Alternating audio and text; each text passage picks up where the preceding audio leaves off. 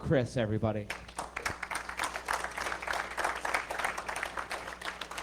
All right, so I know I'm in between everybody and drinking their dinner, so I promise I will not go too long here. All right, well, you're prepared. So my talk is called Kippo and Bits and Bits and Bits. A little bit about me first. I'm a dad and husband. I'm a security analyst for PPG Industries, and a lot of you probably have never heard of PPG Industries, although you should have, because we make the substance that makes the cheese stick to the Doritos. So we're a chemical company, amongst other things. That's one of our claims to fame, is we produce that, and I believe it's silica-based, so I don't know if you really should be applauding. I'm a full-time geek, a member of Hack Pittsburgh, and I want to put a plug in there for hackerspaces all over the country. If you're not a member of a hackerspace, you need to be. Every single time I visit my hackerspace, I learn something new. And so just, support them, join them, speak at them, whatever they need, help them out. I am at CanoBeans on Twitter. And another plug here that I'm just putting out there, I have my OSCP, which is the Offensive Security Certified Professional. And I have a slew of certs, and I could care less about any of them, but this one I'm really proud of. This is the Offensive Security, the folks who make Backtrack. This is their class. And yeah, right there. And it is absolutely hands down the hardest and most rewarding certification that I have. It's great. I can't say enough about it, and it's cheap. So especially if you do it online, go check it out. Highly recommend it. So that's enough about me, and let's move on. Yes, I'm CanoBeans. So my talk is on honeypotting. So let's start out by defining what a honeypot is. And actually, I'm going to interject here just for a second. I'm a big lemur fan, but apparently not big enough because I didn't realize that Raleigh has the largest collection of lemurs outside of Madagascar. So as soon as I found that out, I made my Durham, whatever. Oh, Raleigh, Durham. Okay. Yes. So I picked. Yes. I picked lemurs for this presentation purely because I like lemurs, and then was like, oh shit, now I know what I'm doing on Monday. So I am going to see to check out the lemurs. Anyways, a honeypot, what is it? I'm going to define a honeypot as a security resource whose values lies in being probed, attacked, or compromised. Hopefully that sets it apart from your other systems. And there's two different kinds of honeypots. I'm going to kind of group them into two large categories, analysis and delay. So analysis would be for research, to research what the attackers are doing, take a look at what kind of attacks they're doing, what kind of malware they're dropping, things like that. You probably are familiar with HoneyD, the HoneyNet project. I would classify that as a research honeypot. Then there's things like a delay, like the La Brea tar pit, which purpose is purely to delay an attack. So a scanner sweeps it, and it keeps those connections open for a really long time just to slow the attacker down. I would also categorize that as a honeypot, but again, of the delay variety. So I want to talk a little bit about the rise and fall and rise again of the honeypot. And the reason I say this slide was originally the rise and fall, and I'll explain about that in a second. But the first written reference to a honeypot was in Cliff Stoll's book, The Cuckoo's Egg, which if you haven't read it, I highly recommend it. He invented the SDINet project specifically to keep a hacker interested so he could learn more information about this particular attacker. He worked out of Berkeley Labs. It's a great read. It's not overly technical, but it's just kind of a fascinating piece of literature. And what's really interesting for me was, and I wonder how much it's really changed. I haven't interfaced directly with law enforcement in this case, in my experience, but Cliff really had a hard time getting, and again, this is it was written in, I believe it was published in '89, and his work was before that. Law enforcement just wasn't interested. He tried to get them interested, but there just wasn't much interest in what he was doing. In the early 2000s, the concept of honeypots was really hot. If you check out the internet and you look back if you Google for honeypot, you'll find tons of information, all of it from 10 years ago. It was really hot. Everybody was selling one. Symantec was selling Mantrap. There was Spectre, NetBait, KF Sensor. There were all kinds of honeypots out there. It was really, if you read, everybody was really excited about honeypots. And then kind of nothing. It just kind of faded at that point. Now when I was Googling, I ran across Patriot Box, and I saw this website, and I was really excited, and I was like, oh man, this is great. There's an active honeypot, and it's a Windows honeypot. And then I started reading, and it's like, it's only $39.99. And then it said, you know, it categorizes it as an IDS honeypot, which I can kind of see why you would characterize a honeypot as an IDS. But the more I started reading about it, the more I thought it was probably something from this guy. Now, no offense to anyone if they happen to work on the Patriot Box project, but yeah, it just started to look like something he'd write. So you're probably wondering, why is this lemur making out with John Cleese? And well, all right. And or you're wondering what happened to honeypots? Why did they go away? And I posed the question to Twitter when I first kind of conceptualized this and asked the Twitterverse, why no honeypots? And I got one really good response, and it was from Nick Harbour, who is a malware analyst from Mandiant, I think is the name of the company. He responded, and this is his quote: "Maybe because it's a waste of time and never improved security." And I was like, oh, well, that kind of hurts my heart. But okay, so maybe that's true.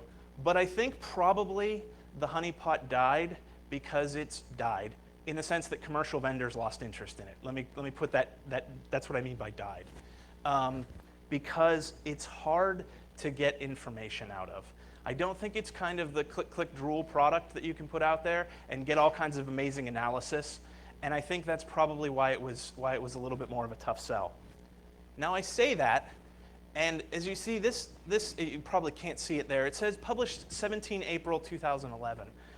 So right as I was getting ready and finalizing my presentation, I discovered that Symantec is now selling honeypots again. They just announced that they are selling, now this is to select individuals. They say US government agencies, NATO, and major corporations. They have always, the malware vendors have always maintained honeypots to collect malware. And apparently, according to the article, the other vendors were quite shocked by Symantec's announcement to start selling this product again. So that's why I said the rise and fall and rise again, because I have to believe that if Symantec's doing it, the other companies are going to start doing it again as well. And not sure how far that's going to go. Like I said, Symantec's have very narrowly limited who they're going to be selling it to, supposedly. So this is how I feel about honeypots. Lenny Zeltser summed it up here, and as you're all very capable of reading. But I think what's really interesting is he talks about the mature enterprise. And I think that is probably the key. Honeypot should absolutely not be the first piece of technology you deploy in your organization, but I think there is value in a mature organization. Like he says, you don't get a ton of false positives off of a honeypot, because ideally a honeypot shouldn't see any traffic other than malicious traffic. Because again, it has no production value. Again, malware samples, and it gives you an idea into the intruder's intentions. However, I don't want to say that, that a honeypot is a panacea. Like I said, I think it's for a mature enterprise could consider it. But there are real issues with deploying a honeypot in an organization. And I say that because, for example, I don't think I would want to. I would tell you, I can't convince my boss to run a honeypot. But if I could, I don't think if we had to have a QSA come in and I had to explain to him what this honeypot was, that would necessarily fly very well. Again, because this is an intentionally, in the cases that I'm looking at, this is an intentionally vulnerable system. And that would be a tough sell to anyone. So for compliance requirements, again, there may be reasons why a honeypot just wouldn't work in an organization. But for me, it's a really fun Friday night. I had a great time doing this stuff. So I'm going to talk about Kippos first. And Kippos is a medium interaction SSH honeypot. And what I want to define the difference is on what a medium, low, high interaction honeypot is. A low interaction honeypot is strictly a honeypot that mimics some network service, but that's as far as it goes. It appears to be a network service, period, done. You poke it, it says I'm a network service, done. Medium interaction is getting a little bit more interactive. It mimics an operating system so that you can have a little fuller experience. And then when you get to a high interaction honeypot, that is a system that actually appears to be the entire OS or is a full-blown operating system. Kippos is a breeze to install. These are the requirements for Kippos. Kippos is an SSH honeypot. It's a piece of cake to install. As a matter of fact, that line right there will get you up and running on Ubuntu, which is where I ran Kippos. Download Kippos, extract, and go. It's that simple, sort of. You do have to tweak. You do want to tweak. You don't have to. You do want to tweak the Kippos config file. You can, by default, its SSH port, I believe, is 2222. You can change the host name, and what it does is it implements a root account. And again, it's all mimicking SSH. It's not really SSH. It creates a root account with a password that is configurable in there, and it's supposed to be an easy password because this is to attract brute force attacks. This should be obvious. You would really have to work to do this because Kippos checks to make sure you're not running as root, but don't run this as root because if this is running on an operating system that you don't want to get owned, you probably don't want to run Kippos as root. Like I said, you have to work at it. If you try to run it as root, Kippos complains and says, hey, you're being dumb. But just want to put that out there. The other thing you might want to do is, again, you're running as an unprivileged user. So what I did was I used this IP tables command to simply redirect any incoming traffic on 22 to port 2222, which is where Kippos was actually running. So once you set that up, you sit back and wait. Now what I did was I ran Kippos on two disparate systems. I ran 2 VPSs on 2 different companies hosted in 2 different locations just to kind of see what kind of information I could collect. The VPSs are so cheap nowadays that I just wanted to see if I saw anything different between the 2.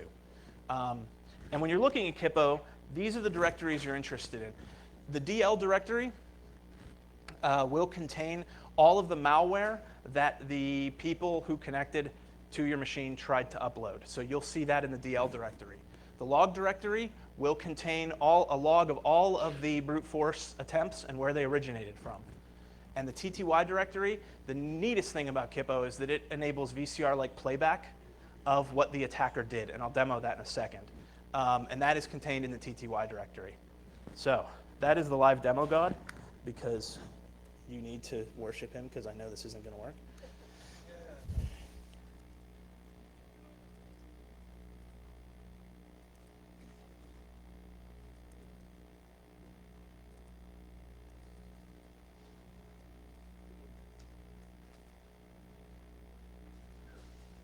Okay, so now what I'm going to show you here is an actual session that was captured on one of my honeypots. So this is an actual attacker interacting with my honeypot.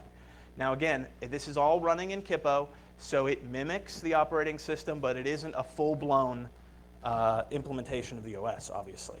Yep. Oh yeah, hold on. Let me do that.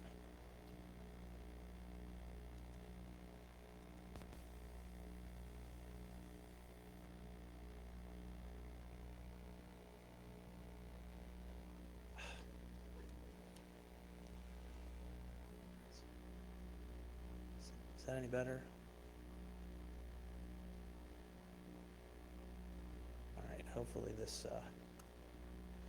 Okay, so I named it SSL Web Server. Again, this is the actual attacker attacking. He's in, he clears the history. And this is what I think is so marvelous about Kippos, is that you get this. He's going to take a look to see what kind of environment he's working in. He's going to reset the root password.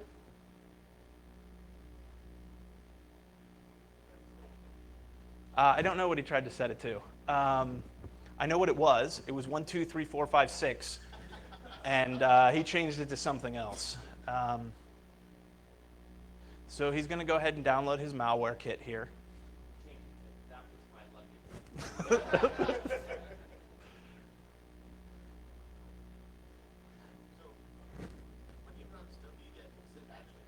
It absolutely is running. It's actually fetching what he wants. I don't think it actually runs wget. I think it does the HTTP poll of what he wants. I think, yes.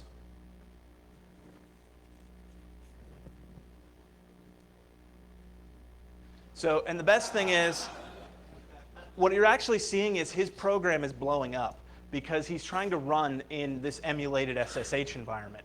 And now he's kind of getting annoyed because he can't figure out why his crap isn't working. And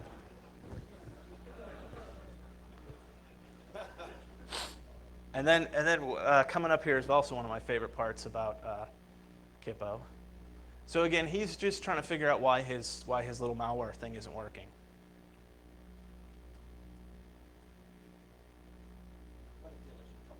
Yeah, I mean he is. Right. Yeah, he's checking on the kernel version. Right. And then he exits. And this is the best thing about Kippo is Kippo doesn't let you exit. It drops you to another prompt. So he's a little confused here at this point. He's trying to run some more tools. And then he'll do, he's like, what the hell's going on here? Is there like a pause where he goes, he gets like a drink or something? No. And he's like, what the fuck? So I think honestly at this point he doesn't know which prompt he's at. Honestly is what I think. Then he exits again, and he's still at it. Wow.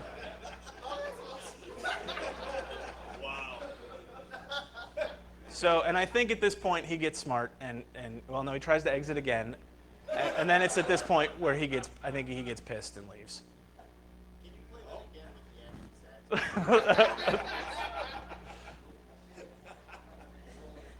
I'm surprised he doesn't leave a text file somewhere where I hate this. All right, so that's. So what you're saying is it's actually not a honeypot, it's also a way to torture people. Right. So what I thought I learned, and despite that last presentation there, the enemy was smarter than I thought. And the reason I say that is because after watching a bunch of them, Kippo doesn't do. It's not a real implementation. So there were things that they obviously have learned to check for to see if it's a honeypot. Silly things. I mean, silly things that the Kippo doesn't like. The etc password file is blank in Kippo. So I started learning and kind of making my stuff look more real because I was watching what they were doing. You can pull things into the file system for Kippo. So I started making things look real. And I thought they were Chinese. And I put that in there because a lot of the IPs, and not all of them, I didn't check out all of them, but a lot of the IPs were coming from China. And I kind of thought that was boring because I was like, well, yeah, that's what I expected, right? So the next thing is, I said, well, geez, Kippo was fun, but should I really stop there? Should I really just stop? Because again, they couldn't do what they wanted to do. So I have a real good friend who's an attorney back home who said that I really needed to put this disclaimer in. My machine that I'm going to show you was actively used in attacks against other people. So if you do what I did, your machine could get used in attacks against other people. That might earn you a pair of these. If it earns you a pair of these, it might earn you some of this. But most likely, I love that scene, by the way. that series was phenomenal. Oh, God. But more than likely, it's going to earn you this, which is no internet because you violated your terms of service. So this is what I set up. Now, over on the left is where I set up my honeypot network. Over on the right is where I keep my porn. Or my home, the rest of my home network. That's the important stuff, right? No, that's all that's important over there. So what I set up here was the stuff on the left is a ESX server running 4 hosts. One of the hosts is pfSense, which if you haven't checked out pfSense, it is an amazing firewall product. a Linux client, and I'll explain why the Linux client in a second, a snort box, and a Linux box with a horrible root password. Again, 1, 2, 3, 4, 5, 6, because they seem to get that relatively quickly, for obvious reasons. Now, what I did was, on the Linux box, I used non-persistent disk so that they could get in there, do whatever they wanted. I could reboot it, cold start it, boom, they're gone, and I start fresh. So that's what was the situation there. I ran snort purely because I was just curious to see if they would launch any other kind of attacks, per se, from my box once they had rooted it. And the other box, the Linux client box that I said I would explain, this segment of the network was completely isolated from my network. And again, I was using non-persistent disk. So anything I captured interesting on the box, if it rebooted, it was poof, it was gone. So I had a way to move things in and out. So that Linux client box was there. I'd power him up, use him as a middle point. He was allowed to bridge the two networks, and then I'd shut him down. And that was what that machine, the purpose of that machine. So what I did for my honeypot was I used sudo sh. I masked it. That's in quotes because I purely created a link and called it KSH. And we still use corn shell at work, which makes me real sad. And so that's why I put that in there. I didn't try very hard to be secretive, and I used a hacked SSH binary. Now what I did was I wanted to be able to capture username and password and IP address from the attackers, but I wanted to run real SSH. So I changed auth password in SSH, recompiled it, and this is my code. It's available here again if anybody wants to play with it. I'm not a C programmer by any stretch of the imagination, so I'm sure it could be done more elegantly, more cleanly, but it works. And it's available there with the caveat, don't use this in a production environment. If you do, you're dumb, because it will capture your username and password in clear text. So this is what the output looks like. It gives you a timestamp, the account, the password, and the IP that they were coming from, just to give you an idea. I really was curious to catch that because Kippos gives you that, and I wanted to see if I saw anything different. So then I waited. Now, of course, the box was owned over and over and over again. The one thing I discovered was that it was almost always the same malware. There really wasn't much variation in it. It was almost always in the same places. They weren't very creative about where they hid the malware. And this time, unlike what I did in Kippos, because again, remember, I was running Kippos on a VPS out on the internet, I had a little more information. And most of that information, yeah? We'll get to that. That's coming up. That's coming up. So, but this time I had a little more information. I had some more details because what I had was my pfSense box sitting there collecting all of the traffic, collecting everything. Now, I was going to do a sudo sh live demo. I think because of time, I think I'm just going to skip it. If we want to see it again, sudo sh allows that VCR-like playback as well, so you can replay everything. You're going to see exactly what you saw in Kippos, and it runs about 3 minutes long, so I think I'm going to skip it. So I want to talk about what I found there. Most always, they were using IRC mechbot for command and control. They used pscan primarily for brute forcing. There was almost always a denial of service tool dropped. It was different tools, but it was almost always there. And then there was a user and password list. Now, the interesting thing about the user and password list was I collected several of them, and I went to the largest one that they had dropped, the largest collection of users and passwords that they had dropped. And there was a total of 233,000 combinations of username and passwords. And I was like, wow, that's a lot. And then I uniqued it, and there was only 138,000 uniques. So they were doing a whole lot of redundant work there that, again, may talk about what you guys were suggesting about the skill level of these attackers. So this is an example of what I was able to pull off of the pfSense box, because again, it was just sitting there capturing all of the traffic. Now this is them attempting to run an SSH brute force against someone else. They're just probing for SSH at this point. Now, because I knew that SSH was involved, and I knew that I guessed, let me put it this way, I guessed that spam was involved. I blocked at my pfSense any outbound SSH and any outbound SMTP. So what you're seeing here is their attacks, their SSH scans are just being black holed. So that's what I was able to capture. And then this is my machine actually being used in a denial of service attack against another host. And this was something I hadn't necessarily anticipated.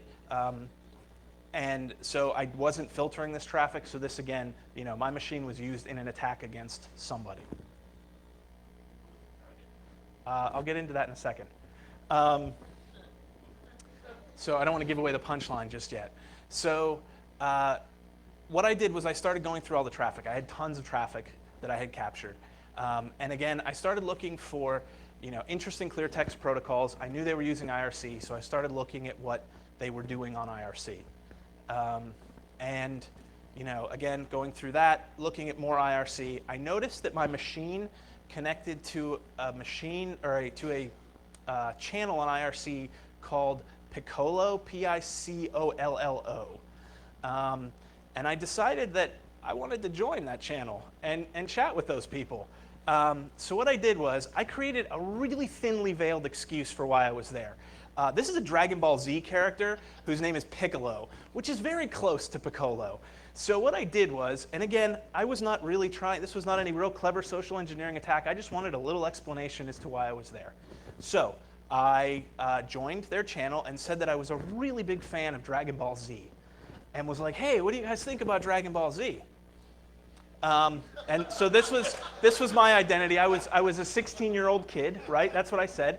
And because I knew my IP was going to track back to to generally my area, I was honest about where I was from. I said, I'm a 16-year-old from Pittsburgh who's really interested in Dragon Ball Z. And I was determined that we were going to become just the bestest of friends. So this is an example of what I was first greeted with when I joined the channel.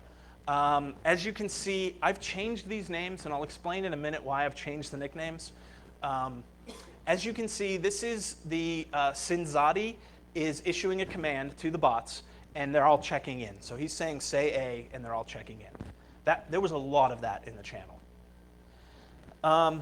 Then I joined the channel. Now, my nickname is real on here. I used Fava Bean, can of beans, Fava Bean. There's a connection there. So I was Fava Bean. I joined. And then as you can see, he issues a command to me, and I just imitate it, right? Say A. And then I was like, well, how come it doesn't work for me? And then I start my whole spiel about I'm a big Dragon Ball Z fan. And we have this conversation about how old we are. And again, remember, I'm going into this expecting that I'm dealing probably with folks from China. And I asked him about, he says he's 24, and I said, you're not too old for Dragon Ball, huh? And he smiles and said, I've seen cartoons once. And I said, I thought this was a channel for Dragon Ball. Well, he says he's from Europa. Which I thought was, again, I was like, oh, well, that's not what I expected. And then I realized that I wasn't dealing with APT, I was dealing with RPT, or Romanian persistent threat.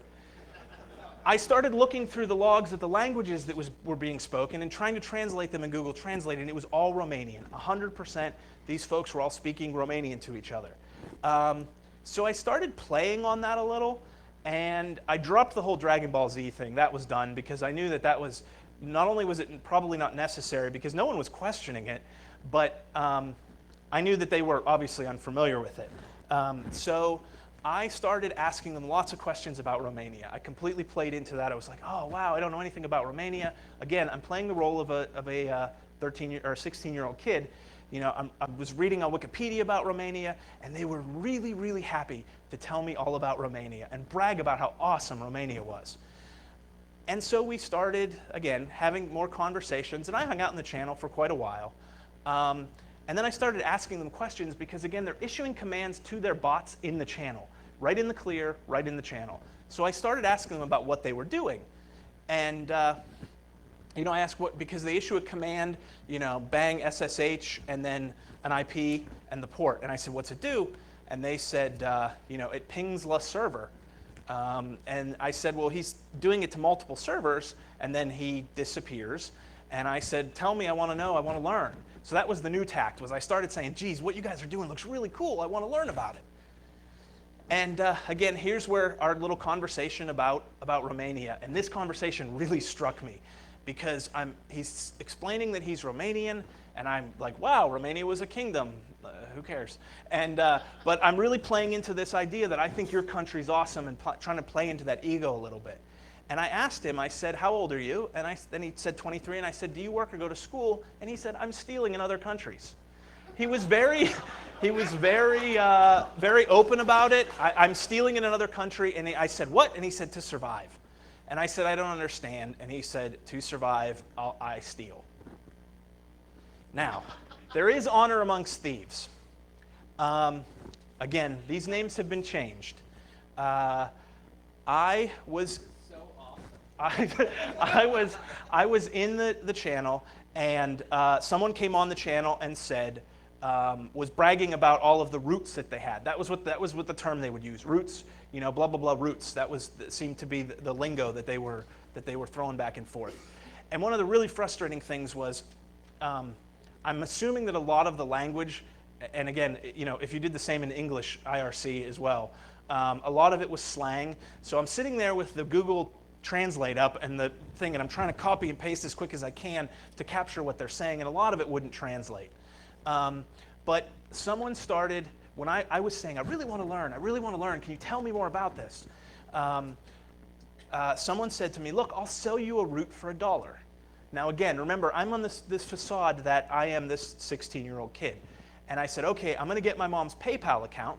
How do I get you your $1? I said, I'm going to get her credit card and I'll pay you $1. And again, I'm playing stupid. Do I need to use Romanian PayPal? Like, I don't know exactly what I need to do here. And all of a sudden, my friend Raluca comes in and private messages me and says, man, stay chill. Don't buy roots like $1. They're not roots. And again, I'm playing on the line. I don't understand what you're talking about. He says he sends you money, he'll give you nothing, or he'll give you root, next day you don't have it. And so I said, well, how much should a root cost, right? I don't know. And he says $10 to $20 or euros for, he actually said euros, 10 to 20 euros for a good root, what he defined as a good root. He kept stressing to me that $1 roots are shit, in his words. So Raluca became my friend. And the reason I changed the names in the presentation is because I'm assuming this presentation is going to get posted somewhere. And I don't know who I'm actually dealing with here. To your question of who are these people, like what are they working for? Are they following a script? For all I know, this is Russian mob. And the last thing I want is this guy to disappear because he was blabbing to me about what they were doing. So everyone's IRC nicks are completely made up here.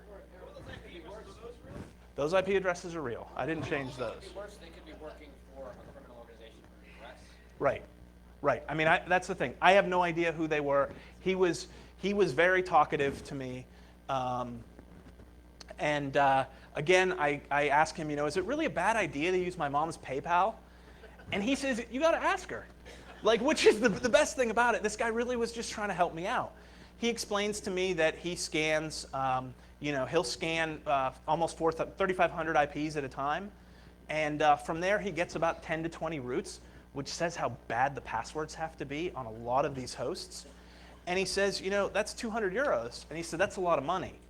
Now, the other thing about my friend Raluca is he told me that he was 16 years old. And he's 16 years old, and I can't remember if I have this in a future slide. He's 16 years old, and he explains to me that that $200 is 200 euros is a lot of money. Now I have no idea what the economy in Romania is. I know when I was 16, if I was pulling in $200 a week, I can only imagine what kind of nonsense I would have been getting into. But he even goes as far as to tell me what town he's from and the street. So that's where my friend Raluca lives. It seems to be a nice, a coastal town in Romania. He let me know the street where he lived. I took this guy at his word because he jumped in to save me. So I think this guy really was he just wanted to chat. He was just telling me what was going on. The other thing is, I'm telling him again, I really want to learn how to do this, and he said, well, you need a root to do this. So, they were smart enough never to attack from their own machine. They were always getting on one machine and jumping from that machine. He explains the whole brute force thing, that it's 1,000 to 2,000 passwords. If it matches, bingo, I got root, and $20. And I asked him if he ever got in trouble, and he said, no, I'm not 18 years old. And he said, in Romania, I could go to prison for this.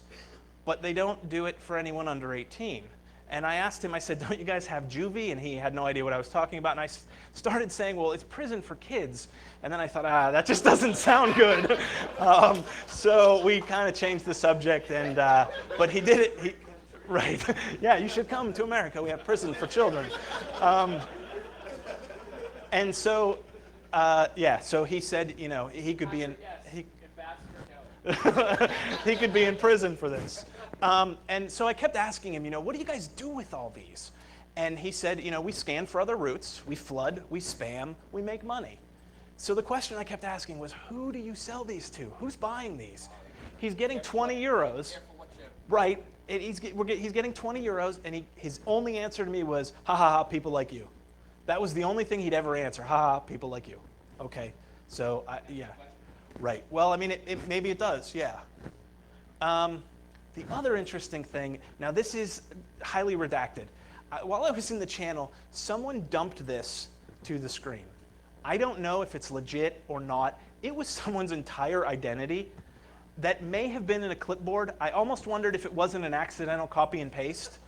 And the thing that made me think it probably was real was the fact that the ATM pin matches the year of birth. And I was like, that's probably real. So it was a person's entire identity. And what that meant to me was, while these guys were, while there were some of these guys who were interested in just selling roots, there was also more going on in this channel than just people, brute forcing accounts, selling them and moving on. So the question is, yeah.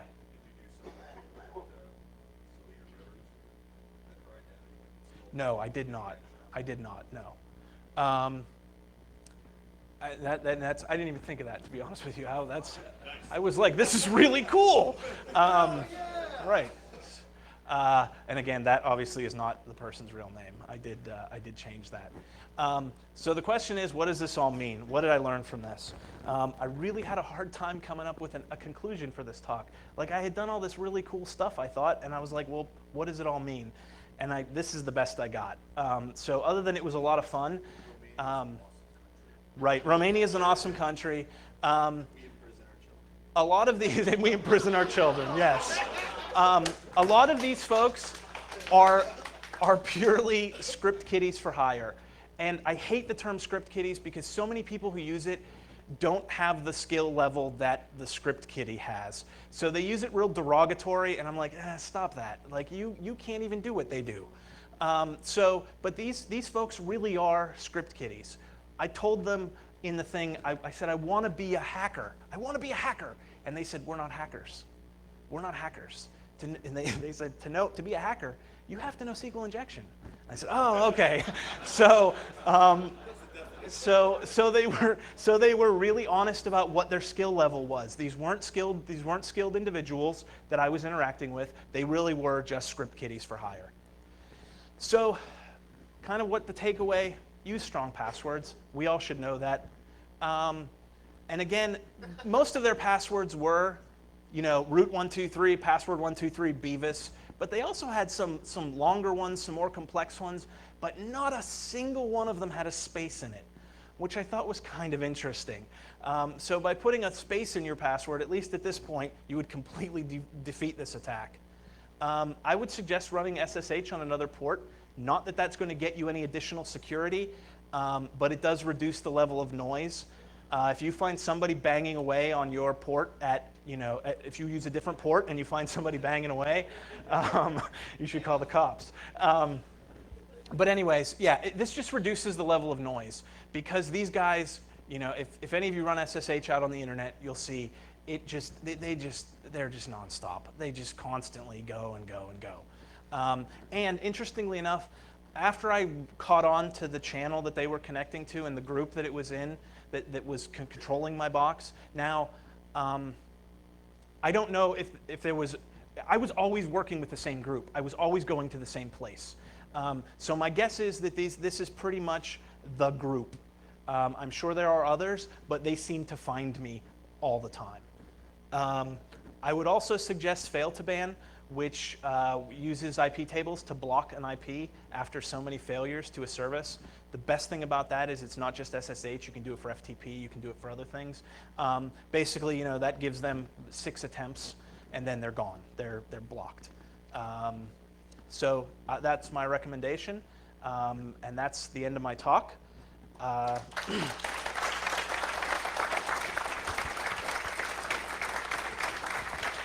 So Chris, before you run away, one more round of applause because that was really good.